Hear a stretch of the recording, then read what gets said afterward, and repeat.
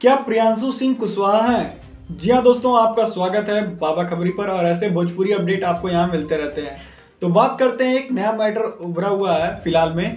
प्रियांशु सिंह के कमेंट पर आप जाकर देखेंगे तो वहाँ पर लिखा जा रहा है कि आप कुशवाहा हैं तो आप राजपूत क्यों लगाते हैं।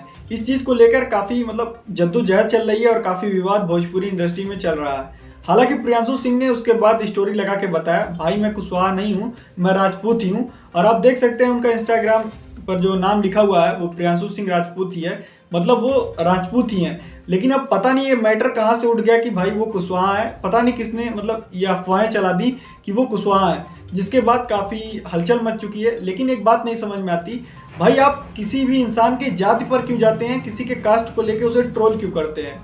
आप एक इंसान के उसके वर्क के हिसाब से देखिए वो इंसान कैसा कार्य करता है।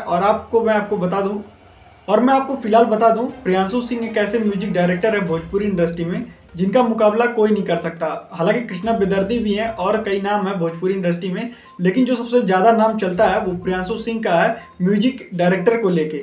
लेकिन उनको किसी जातिगत मामले में फंसाना ये गलत बात है। हालांकि मैं भी अपील करता हूँ लोगों से कि भाई किसी को कास्ट के हिसाब से उनको जज मत करो, उनके काम को देखो तब उनके बारे में बताओ। तो चलिए फिलहाल के लिए बस इतना ही, मिलते हैं आपसे नेक्स्ट वीडियो में।